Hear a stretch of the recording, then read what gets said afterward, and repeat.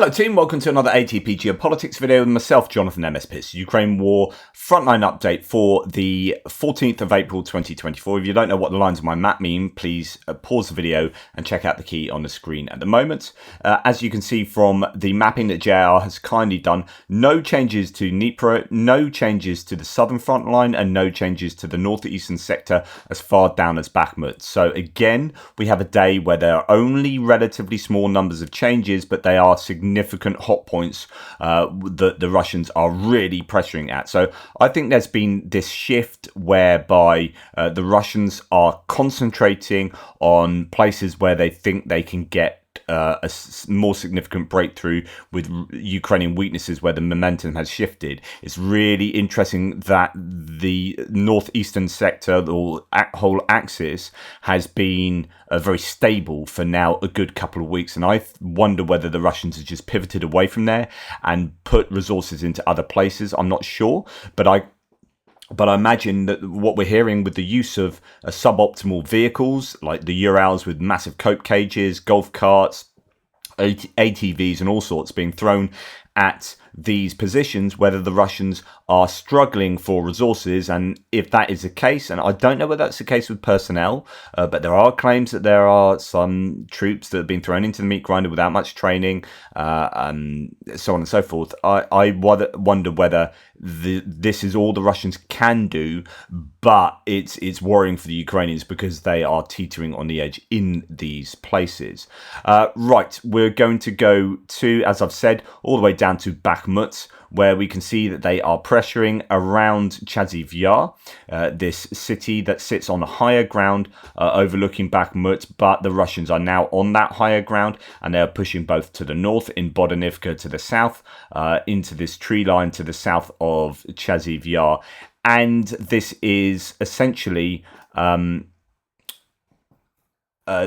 Maps, the pro-Russian mapper, catching up with the claims of the other two mappers from yesterday. So Suriyat Maps didn't kind of map for 24 hours. So I don't think that this shows anything that's happened today or really in the last sort of 24 hours. This is, as mentioned, catching up to some degree. I mean, Andrew Perpetua doesn't agree, but Deep State Maps had those gains plugged in. There are claims that around Chaziv Yar, it is exceptionally difficult for the Ukrainians. I would have thought the Russians would have continued making gains today, which we'll see reflected in the mapping tomorrow. I had Zhenya as well, again in who's at present in Ukraine. Obviously, he's Ukrainian. I travelled around the front lines with Zhenya and Greg Terry. He was saying that in Chaziv Yar, Bakhmut direction, battles for Kalinivka begin. And I have a feeling that's this area here, Kalininja here. I think, yeah, if you look at that, that's Kalinivka. So that's just on from Donetsk. So it looks like, yep, they have taken Donetsk and are moving into this part of Kalinivka. Along Chazik, he says here, so on the outskirts of Pedora, there's an advance of around 200 meters. Many drones are being used. We've heard this from a number of different sources, actually, that drones, the skies are absolutely heavy with drones. So I presume that's this area here, but I'm not 100% sure. Yeah, he says Pedora. Anyway, the commander informs that the Russians want to take Chaziv Yar before Memorial Day, but there is one but. Reinforcements with equipment, shells, and REBs, not sure what that means, will come to this direction, we believe, in the Ukrainian army. So he's just copied that from a Ukrainian source he has in the area. We've heard this officially, that this came from Syrskyi this morning. I gave you a whole big thing on Chaziv Yar, how it is tough there, but they are throwing reinforcements in, and Syrskyi wants to sort out sort of things like rotations, things like the asymmetry, concentrate on drone and electronic warfare advantages that they can eke out in the area. So a lot of thoughts being put into this area. If we go to Suriyat Maps, we can see that the claim is that the Russian army reached the micro canal district from the northeastern forest so that's just south of Donetsk there. In addition, troops captured the last trench of the Stupki Veliki Holobovsky to Botanical Reserve before the water channel. So that's down here. So we go back to my map. That's just around here before the water channel. That'll be the canal, I presume they mean. So some kind of botanical reserve. That forest will be some kind of nature reserve, I would have thought. And the Russians are trundling through there, as well as taking that area to the north on the way to Kalinivka. So it is definitely tough around there. We have a few other things to say. So what do we have here? No, that's actually later. That's Krasnohorivka. That's all the way down there.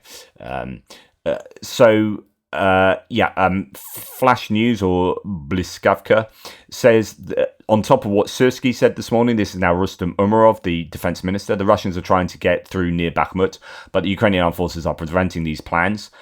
Quote, the enemy is trying to get deeper into the positions of the defense forces, concentrating on a breakthrough to the west of Bakhmut. Despite the enemy's numerical superiority, we are effectively disrupting these plans, thanks to the courage, training and professionalism of the defenders, who successfully use modern technological systems to resist the enemy, who is trying to gain an advantage in manpower. Syrskyi was talking about trainings, was talking about, as I say, rotation and technological systems like electronic warfare. So I think they're both trying to sing off the same song sheet there to show that the Ukrainians are doing everything they can to stop the Russians taking that area. And again, it's going to be the case of, like, if you take this land, that's fine. I mean, it's just a bit of land. In and of itself, it's not massively significant, although I'd say that you're starting to get more significant the further west you go. Bakhmut ended up not being intrinsically valuable, but it's just, if you're going to fight, you might as well fight as far to the west as you can, because otherwise you start getting closer and closer to the places that really do count: Kramatorsk, Strutkivka, Konstantinivka, and so on, although these have been hammered away for the last year or so. But so Chasiv Yar might not be like massively intrinsically valuable. It's not like, oh great, we've got Chasiv Yar, that means we can have access to its gold mines or whatever. No, it's a buffer zone. So yeah, the value is in that buffer zone. So they will want the attrition rates, the ratio of losses, to be in their favour. And as long as that continues, then good news. I need to refresh my map. Now, as you can see, zoomed out a little bit, there's also a gain further towards Klishchivka, and that's the first time we've seen movement around here for an awful long time. Surayat Maps does talk about this and says that the Russian army made new advances northwest of Klishchivka, and that's all there is. So it could just be a single attack that they've marked as a gain, or it could be a sustained gain that the Russians have made. Nonetheless, there's some mapping changes there. Quite significant differences north of here compared to both Deep State Map and Andrew Perpetua, and a big disagreement over this whole trench system here. And as far as I understand it, although I haven't looked here for about maybe a month now, because there's been no news from here for a month, but certainly a good month or so ago, there was evidence that the Ukrainians still controlled the majority of this whole trench system, and that Surayat Maps was definitely wrong in those claims. That's quite some time ago now, so I don't know if that still holds, but it would be a difficult job for the Ukrainians, for the Russians to take that area. Of course, it's made easier if they can move more significantly to the north, but there doesn't seem to be much movement to the south, so it could well be the case that the mapping for Surayat Maps around that area is quite wrong. Or it might not be. Right, somebody's wrong, that's for sure. Let's now move to Avdiivka, where, as you can see, Russian gains to the northern area by Bedichi, not by Bedichi, by Novokalnyove, but further towards the railway line north of Bedichi, and also down in the Tonyenka region on the way to Pervomaisky too. So let's go and see what the mappers have to say here. And we have so this is oh dear, the description's gone for a run. It's because I had my fingers on the keyboard. That's the problem with multiple sclerosis and not being able to feel your hands at all. It gets you in trouble, I tell you. Russian army, that sounds a bit weird, continue advancing west of Donetsk, taking control over new plantations close to Yasnobrodivka and Umanska, where troops reach the southern outskirts of the last locality. So here we have some pretty wide reaching gains for the Russians, as according to, again, Syriac maps, but none of the other mappers agree with the full extent of those gains. So I guess we'll have to wait and see. But often, as I say, it does end up being true eventually, even if it isn't actually true now, that they are moving forward fairly consistently. So they probably will end up taking that ground anyway. And then further to the north here, I think, yeah, that's from yesterday. It's not. Is that exactly where it is? Let's have a look. Yeah, sort of. It's not. I think this is a mixture of. So I think that this tweet is an older one that came out yesterday. Yeah. Oh no, 4:30. No, it might not be on a mapping. Okay. Interesting. So there could be a gain here. So JR will probably add that on tomorrow. I think that signifies that since JR did the mapping this morning, there's been a subsequent gain where Syriac map says that the Russian army continued advancing along the railway and captured new positions north of Badichi following the resumption of advances in this sector and on the outskirts of Novokonyovo. We can speak of the start of the operation to take Ocheretny. That would be a bit of a this is a challenge for the Ukrainians, because I think if the Russians continue moving here and continue taking this ground to the north of Badichi, then that gives them the ability to come down on the high ground, not have to navigate equipment over the water and onto the high ground from the west. They can do it from the north, and I think this is worrying me. It worries me a little bit more than this stuff down to the south, because I think they'll get as far as here, or maybe this road going up, and they could find it more difficult to advance further. Whereas up here, I think the Russians are much more able to cause some real problems. And Ocheretny is fairly sizable. I mean, more so than some of these much smaller settlements like Badichi, Stepova, and so on and so forth. So, yeah, that is definitely a little bit more challenging there. And that's the extent of the gains for the Russians today, or any change to the mapping. If we just come down a little bit, I think this is from yesterday, but we did map this. Oh no, this is the extent of the mapping changes. This is something that's happened since JL's done the mapping again. So this is in Novomykhailivka, where the Ukrainian army retreated from the southern trenches following the pressure from the Russian forces to the north and to the south. So expect on our map tomorrow there to be some small changes in the middle here and some larger gains to the north there. Yeah, so it's just that part of that field there has been taken by the Russians according to Syriac maps, and just a little bit in the center there, which is Novomykhailivka. I was expecting it to fall much more quickly given how quickly some of this fell, but then it sort of slowed down a little bit over the last, I guess, week, and we've seen much more activity in Avdiivka and Bakhmut, Chasiv Yar area. Krasnohorivka has slowed down hugely. The Russians were knocking on the door there, but they seem to have been repelled there. I think Novomykhailivka is going to fall. Obviously, I mean, it's pretty much fallen already. The rest is just grey zone.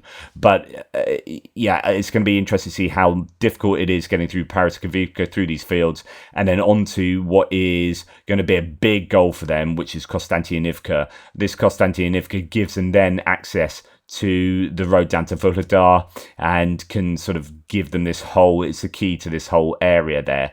Yeah, it is always worrying to see the Russians make some gains there. Now, talking about Krasnohorivka, just to the north here, between Avdiivka and Novomykhailivka, I always I don't enjoy seeing warfare. I always think it's a good thing for the Ukrainians when we see them using these AASM 250 hammer bombs. So these are the guided glide bombs that the French have provided for the Ukrainians. They're getting 50 of these a month to the tune of 600 over a year.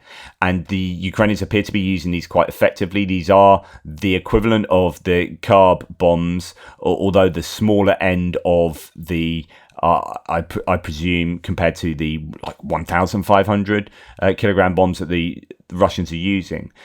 They are using them here in Krasnohorivka. So we've got a bomb striking somewhere in Krasnohorivka. I don't know that we have any geolocation on that. But good to see that the Ukrainians are using these. Although when I see footage of this, although I think all the time, oh, that's really good, they've used this guy bomb and hit a Russian position, command post or whatever. You're thinking, okay, that bit of footage, don't get swayed by some kind of selection bias. For one of those bombs hitting, there's another 50 that the Russians are using and hammering the Ukrainian positions with. I mean, Chasiv Yar is a great example of that, and around Avdiivka too. In fact, they're still claiming, the Ukrainians, that the Russians are using their airframes around Chasiv Yar with impunity. And so good news, but they need to increase the use of those by orders of magnitude to really get in line with what the Russians are doing. Anyway, that's enough from me for today for the front line. I do have the geopolitical and military aid video to do as well. I know it's very late for me to do that, and there's already been enough content from me, as I'm sure you're very much used to. You don't have to watch it all. But thank you for your support. Take care, and I'll speak to you soon.